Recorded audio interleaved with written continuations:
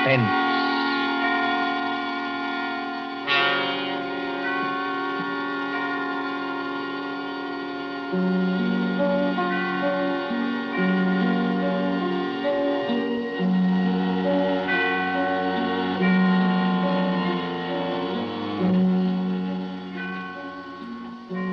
Suspense is compounded of mystery and intrigue and dangerous adventure.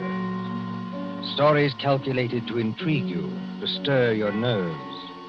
Tonight, for instance, as we begin, you may want to ask yourself, how could a young lady, a bride, walk out on a balcony alone and vanish? Completely vanish. We trust that while you are wondering how and why it was done, we shall keep you in suspense. For Suspense, tonight CBS presents The Bride Vanishes by John Dixon Carr.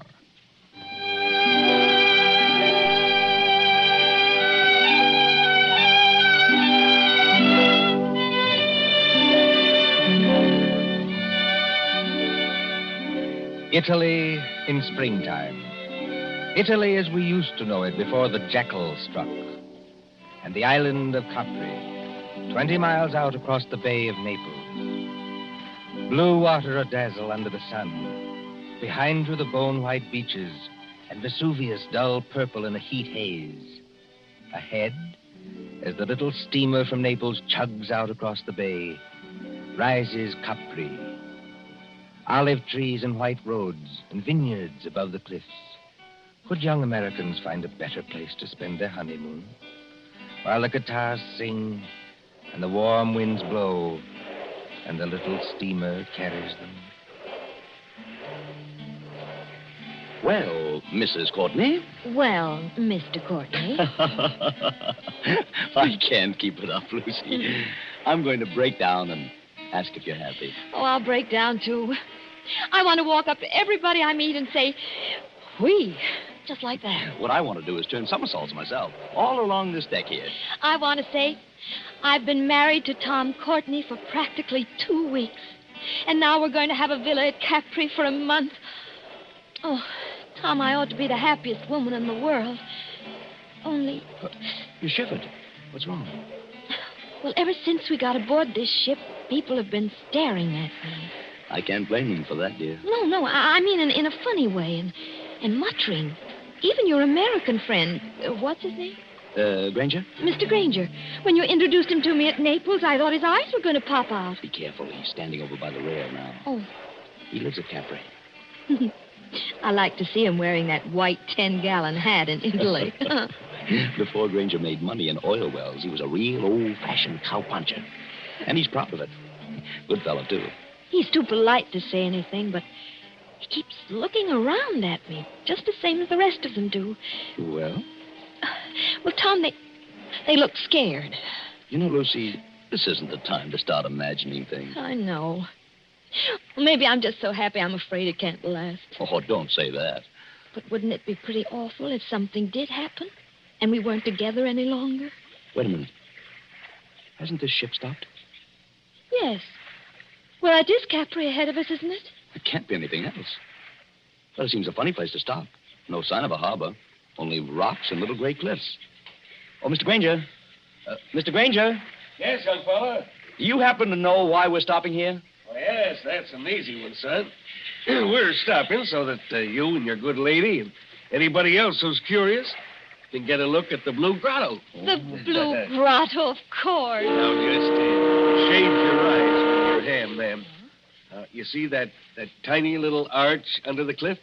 Yes. And all the little white rowboats are coming out towards us? Yes. Now, when the first boat comes alongside, you climb down that iron ladder and get in. The boatman will row you out and through the arch into the grotto. It's a great, big, dark cavern. The water in there looks as though it's lit up underneath with blue fire. Like to go out and see it, Lucy? Oh, I'd love to. But let me give you a little tip, though. The current's pretty fast out there. You'll go shooting under that arch like 60. Are we likely to upset? Oh, no, but the arch isn't as high as your head. When you see it coming, lie back flat in the boat. That is, unless you want your block knocked off. Oh, thanks, Mr. Granger. We'll remember. Come along, Lucy.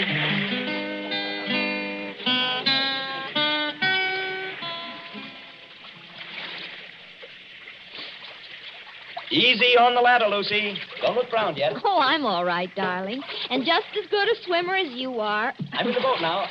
Take one more step. Steady. Yeah, there you are. Now turn around facing the boatman and sit down here beside me. What's the matter with the boatman? Easy, man. Do you want to upset us? Sit down. You come back, yes? Come back? Well, I've never been here before in my life. Push off, man. Start rowing. The other boats are piling up behind you. You come back. Start rowing, can't you? Andare subito. Basta. Tom, he can't take his eyes off us. I wish he'd watch out where he's rowing. You come to live at the Villa Borghese, yes? Tom, how does he know that? He's the lady. She is not dead. Dead? Of course she's not dead. What are you talking about? She never come to Capri before? Never. Then I tell you, she will disappear, just like the other one. Disappear? I rest my orders, and I tell you. Tom, aren't we moving rather fast? Yes, that's the entrance to the grotto ahead. I tell you, there was a lady so much like your own, copating back. Oh, it scared me. Now, look, old man, I don't want to teach you your business, but you've got your back to that grotto. Take a decent lady back where she come from. Do not take her to the Villa Borghese. Down, Lucy. Flat on your back. Down!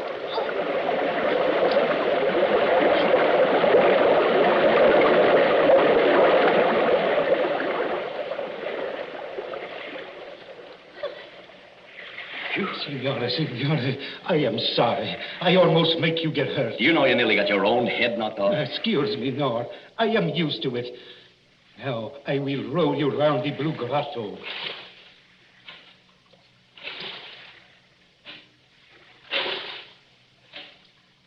I don't think I like it much, Tom. Neither do I. Dark. Except for that blue light under the water. Oh, it's transparent. You can see the fishes swimming. Just a minute, boatman. This lady who disappeared from the Villa Borghese. 2, 3 years ago, she disappeared. You say she looked exactly like my wife? Si, signore. She was going to be married. She was trying on her wedding dress. Her mother and sisters, they were in the room with her. She walked out on a balcony over the sea. You know what I mean, on a balcony over the sea? And nobody ever hear of her again. You mean she jumped over into the sea? Oh, a young girl going to be married. Kill herself. No. And what did happen? Over the back, I do not know. But sometimes they say you can meet her ghost in here. She floats just under the water where you can see her and turn over and over. And the wedding veil is still round her face. Tom, let's get out of here. You want to go, yes? Lucy, if this fellow's stringing us along... He's not stringing us along. Then somebody ought to know what this means. If we've inherited a haunted balcony where people disappear like soap bubbles, I say it's too much. Let's get back to our ship and talk to Granger. Yes, boatman, take us back.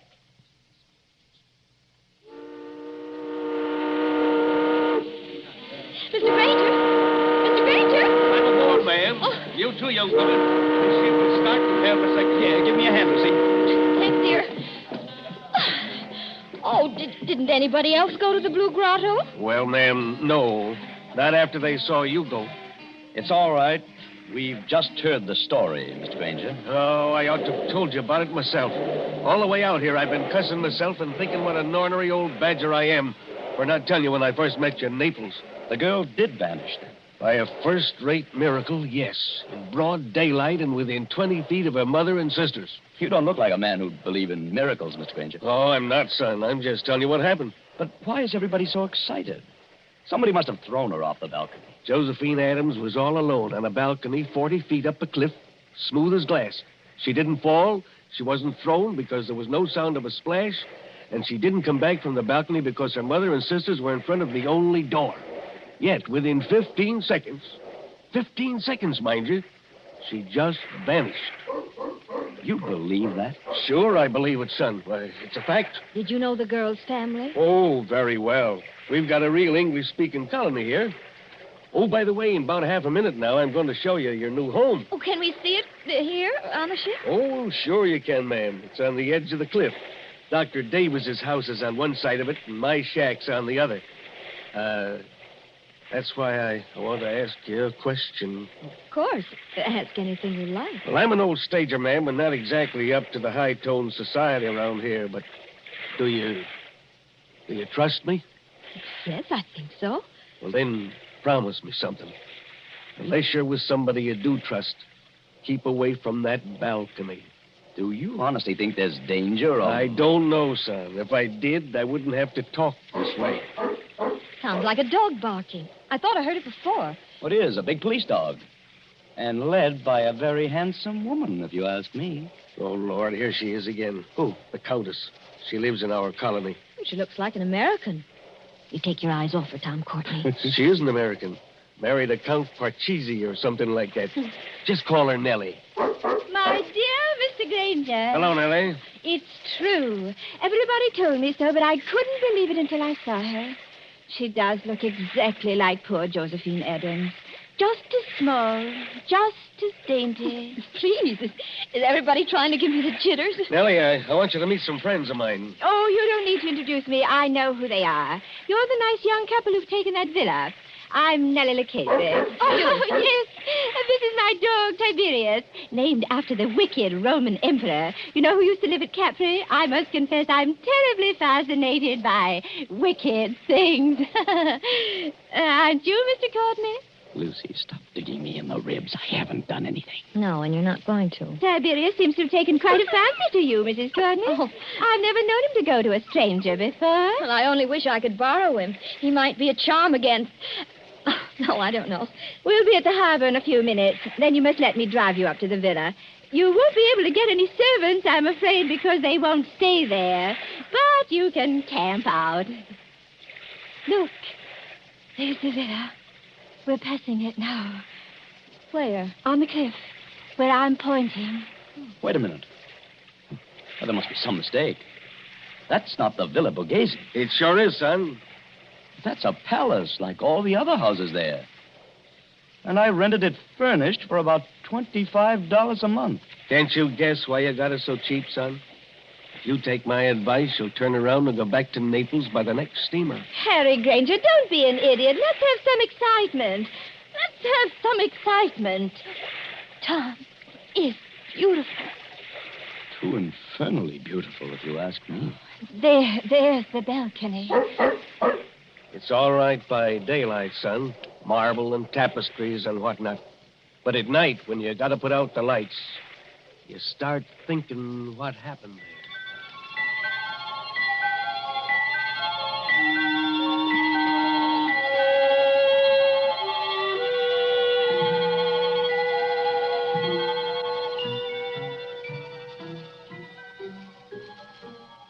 The moon over Capri makes a deathly daylight. You could see to read on that balcony if anyone went out there.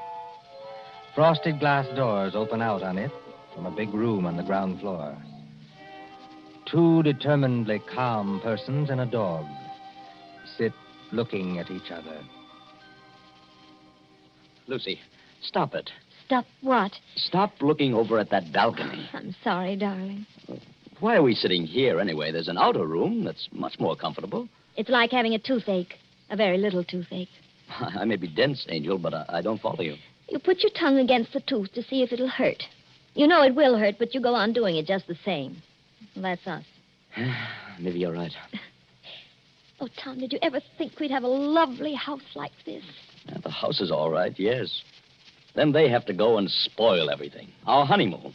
With this blasted Tommy rod about... Tom, you're as jittery now as I was this afternoon. Oh, even Tiberius is jittery. Yes, I guess I am. Easy, boy. Easy. Well, there's whiskey on the table. They call it Vicky here. Mix yourself a drink. In a minute. Not just now. Lucy, there's nothing wrong with that balcony. Suppose you walked out there this minute. I've had a horrible longing to try it. Just because I know I shouldn't. Well, nothing could attack you. All you'd have to do would be to yell. That'd bring Mr. Granger out on his balcony like a shot. And the neighbor on the other side of us would... Well, who is on the other side, by the way? A loony doctor. A what? A specialist in brain diseases. Dr. Davis. He's English. Listen. It's somebody in the outer room. Easy, Tiberius. Easy. Tom, I'm afraid. It's all right, darling. You hold Tiberius's collar while I open the door. We don't want him to fly at anybody. We're going into the other room and stay there. Ready? Yes.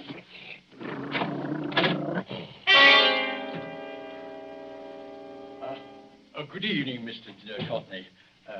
Good evening, Mrs. Courtney. I'm no ghost, though you appear to regard me as one. I'm merely your neighbor, Dr. Rutherford Davis. Oh, yes, of course. Mr. Granger mentioned you. I trust you will pardon this intrusion. No one answered my knock, so I ventured to come in. It's no intrusion, Dr. Davis. We're a little disorganized here, that's all.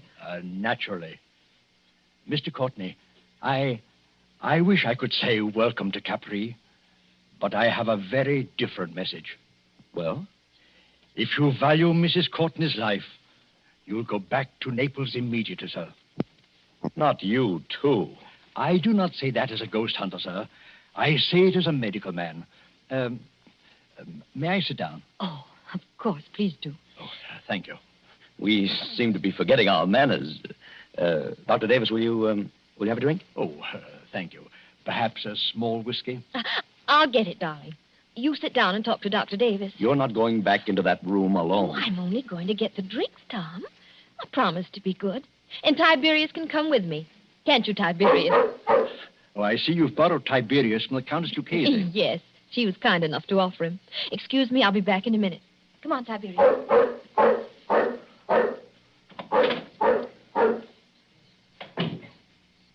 I hope this is all right, Doctor. No, sir. It is not all right. Your wife is in very great danger. But why? Because of that balcony? No. Because she looks exactly like the late Josephine Adams. I don't get it. Mr. Courtney, did you ever hear of paranoia? It's some kind of mental disease, isn't it? The paranoiac begins by imagining that he or she is being persecuted by someone. First, he hears things. A voice in his brain whispers, "You'll be killed. You'll be killed. You'll be killed." He hears it in the tick of a clock, in the rattle of a train, in the footsteps on the street. There are holes in the walls through which his enemy is always watching. Invisible speaking tubes bring him messages.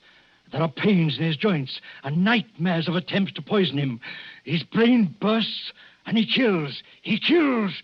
He kills. Well, excuse me for speaking so strongly. But how does this affect us? Mr. Courtney, will you examine this sheet of paper? What is it? The fragment of a typewritten diary. I found it on the cliffs months ago.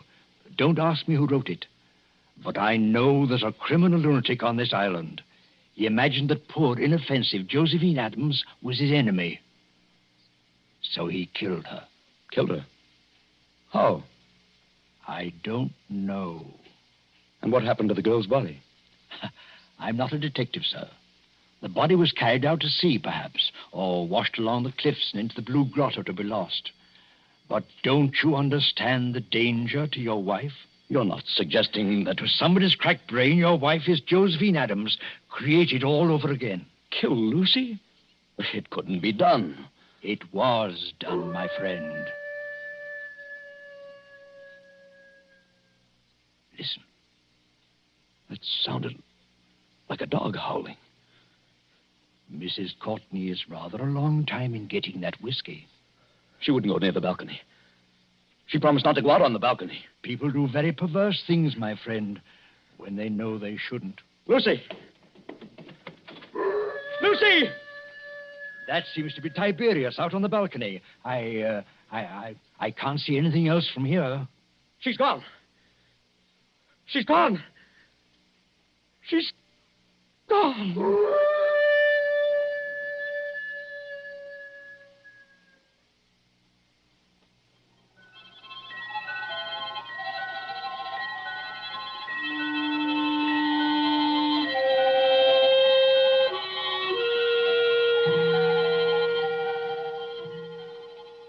An empty balcony, a howling dog, and a sea turned clear silver under the moon. Then, after the tumult and the shouting, there are other pictures. Don't you hear the noise of that motor launch, with a half-demented young man at the wheel? 3 other familiar figures are gathered around it. Don't you recognize the brunette prettiness of Nellie Lucchese?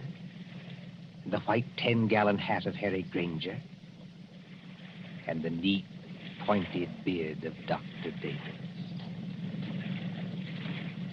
But what on earth is he going to do out here in this motorboat? I'd like to know that one myself. Listen, please. All of you. Now, take it easy, son. We're with you. What time is it? Time? Yes. What time is it? It's 2:30 in the morning, going on for 3. 12 hours. Then the tide ought to be just where it was this afternoon. What's the tide got to do with it? A whole lot. Somebody set a trap and made Lucy fall off that balcony. I know it. Oh, that's absurd. If Lucy's been carried out to sea, there's nothing we can do about it. But if she's been carried along with the current and into the Blue Grotto... Blue Grotto? One moment, sir. You're not proposing to run this big launch under that arch after dark? Yes, Doctor. That's just exactly it. Go on. Do it. I'll back you up. Let's have some excitement. It'll be exciting enough, I assure you. Mr. Courtney, have you got some wild hope of recovering your wife's body? I've even got a wild hope she may be alive. Lucy's a very strong swimmer. You're acting like a nut, son. Get set, everybody. I'm going to swing around.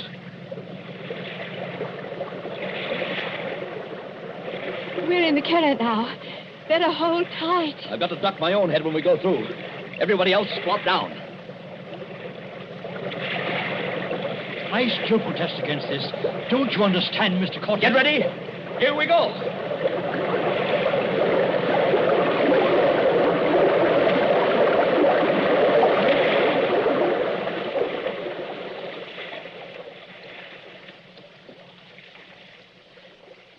What on earth is wrong? There's no Blue Grotto. It's as black as pitch. My dear Nellie, I kept trying to tell all of you. The Blue Grotto effect is caused by the sun's rays. There never is one except when the sun is out. Just how does our friend propose to find anything in here? Listen. Something got hold of the side of the boat. I felt it move. Not the dead girl, I trust. There's a hand here. A wet hand. Lucy. She's not alive. Mr. Granger, help me lift her up over the side. Easy now. Don't tip the boat. Oh, Lucy. Lucy, are you all right? Tom. Are you all right, Lucy? Can you hear me? All right. I'm just exhausted. I got in here. Couldn't swim out against the current. Now, don't try to talk. I've got to talk. I'm going to faint. Tom, who's with you? Only our friends. Who's with you? Is the murderer with you? I was just wondering the same thing. To be shut up in the dark at 3 o'clock in the morning with a criminal lunatic. Who spoke then? Now, Lucy, don't hold me so tight. Let go, dear. I'll get the boat started and have you out of here in a second. Who spoke then? Only Dr. Davis. Tom, I've got to tell you. I know how that girl, Josephine Adams, died. Almost killed me. Has anybody here got some brandy? Or a flashlight? I have a flashlight, my friend. Will you allow me, as a medical man, to examine Mrs. Courtney? You better keep back for just a second, Doctor. She's hysterical. Give me the flashlight, please. I walked into the other room. Nobody with me. All alone except Tiberius. Yes, Lucy? Somebody called my name. From the balcony, I thought. Very softly. Mrs. Courtney said. Mrs. Courtney. Did you recognize the voice? Yes. That's why I went. Hadn't you better start up this boat and get out of here? Now, don't pay any attention to them, Lucy. Nobody can hurt you now. I went out on the balcony. It was bright moonlight. Bright as day. But there was nobody there. Nobody on the balcony? No. I looked out over the sea. And then something came at me. Something flew out of the air and came at me. Just one moment before Mrs. Courtney goes on. Is anybody in this boat carrying a revolver? Not that I know of. Excuse my mentioning it, but I felt something. Metal. Like a revolver. Brush past my hand. Oh, it was only the flashlight. Excuse me, it was not a flashlight. Mr. Courtney's got the flashlight. Would you please let Lucy go on and finish? Lucy, you were on the balcony and something came at you. Yes. Like a snake. Sideways. Out of the air. It went over my head. Fastened around my neck. It was a rope. With a running noose in it. A rope? That's it. A rope. It was thrown from another balcony. I'm small and light, like Josephine Adams. But it pulled me sideways and over the rail. I fell. I think I begin to understand They what... couldn't see what happened to Josephine Adams. Frosted glass doors to the balcony, so they couldn't see. Now, take it easy now. You're perfectly safe. But is she perfectly safe? The murderer let her fall on the rope. But the rope was jerked tight long before she struck the water. That broke her neck. Then the murderer lowered her softly. So there wasn't any splash. And the current took her away, rope and all. That's it. It would have happened to me. Only the rope must have slipped through the murderer's fingers. Through whose fingers? What did I tell you? Somebody in this boat has got a revolver. Who's overboard? Somebody went? Switch on that light, my friend, and shine it on the water. All right, Doctor. There's your light. Look at it. Turning over and over. The water in the blue grotto is red now. Tom, stay close to me. Oh, it's all right, Lucy. I swear you're safe enough now. Did he shoot himself? Yes. Did who shoot himself? Who had a balcony exactly like ours on the house next door? Who began life as a cowpuncher and would have known how to use a lasso? Yes, and knew Josephine Adams well, and got it into his maniac's head that Mrs. Courtney was Josephine Adams all over again. Harry Granger. Look. There's his 10-gallon hat floating away.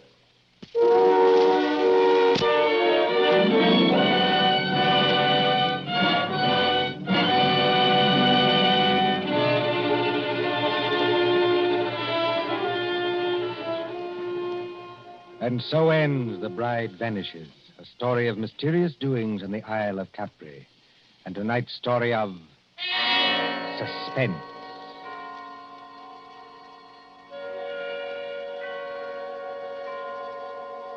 Columbia presents these tales of mystery and intrigue and dangerous adventure for your relaxation and enjoyment.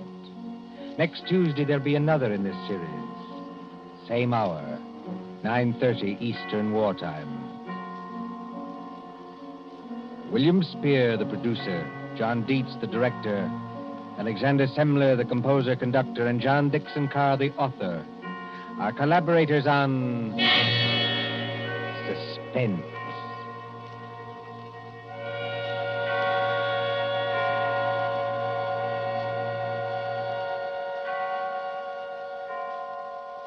This is the Columbia Broadcasting System.